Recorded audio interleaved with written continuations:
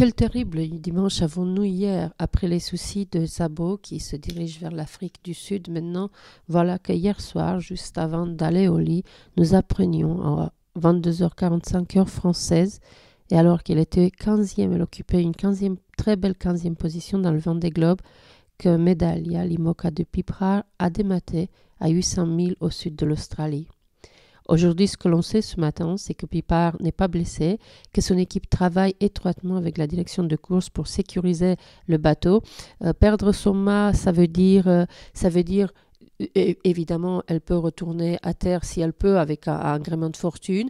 Beaucoup de navigateurs ne font pas ce choix-là. Je crois que Pip, de par ce que j'ai vu de son caractère, elle serait bien capable de le faire, d'essayer de joindre l'Australie ou ailleurs avec un agrément de fortune qu'elle va mettre en place elle-même. Perdre son mât, ce qui veut dire surtout, c'est couper couper tout ce qui retient encore le mât. Je ne sais pas exactement à quel point et ce qui se passe sur place, parce que ce sont toutes les infos que nous avons pour le moment, mais perdre son mât, ça veut dire couper tout ce qui attache le mât au bateau pour surtout éviter que le mât tape dans la coque du bateau et fasse une voie d'eau, ce qui est la plus dangereuse lorsque l'on perd son mât. Donc c'est pour cela qu'on cite dans le communiqué de la direction de cruise le fait de sécuriser le bateau.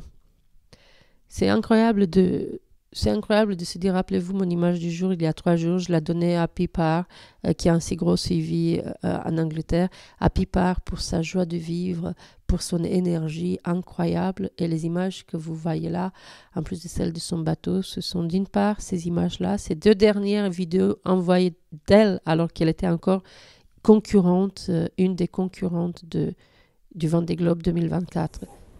Just sticking my head outside for the last of the lights down here.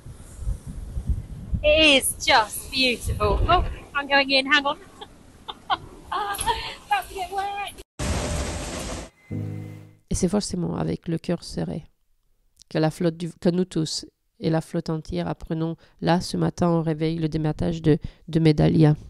Évidemment que je suis comme nous tous inquiète pour elle tant qu'elle n'est pas arrivée à bon port, mais je sais déjà, vous comme moi, que ces éclats de rire, sa féroce combativité que subissait ces derniers temps de plein fouet Romain Attanasio, ça va nous manquer.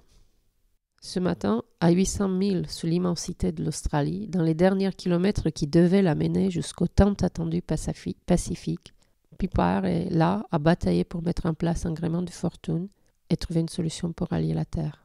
Alors pourquoi Medaglia a dématé la nuit dernière? Je crois que personne ne le sait vraiment trop ce matin. Ces conditions n'étaient pas horribles de ce que je sais hier dans l'après-midi. Donc on va sans doute en savoir un peu plus dès qu'on aura sa vidéo. Je la guetterai, je vous la mettrai ici sur ma chaîne YouTube ou en commentaire au moins. La seule chose qu'on sait en revanche, et ça c'est la belle chose, c'est que le bateau est préservé et que Piprare n'est pas blessé. Physiquement du moins, car moralement c'est sûrement une autre histoire. Quand on voit s'achever si brutalement sa course, rappelez pas vous l'abandon de Maxime Sorel, rappelez-vous l'abandon de tous les gens qui ont dû arrêter un Vendée Globe ou n'importe quelle course, ou juste de tous les gens qui perdent un mât. Bon, je vais arrêter, je vais pas en parler plus pour le moment. Je ferai pas de tracker aujourd'hui, mais je reviendrai sans doute dès que nous aurons une vidéo de Piprare avec cette vidéo, avec les explications de ce qui s'est passé cette nuit et de comment elle se sent à bord et où elle essaye d'aller.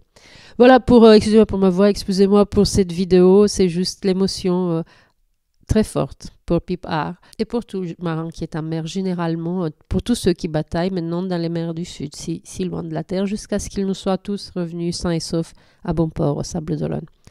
Bonne journée à vous, à bientôt. Bye bye.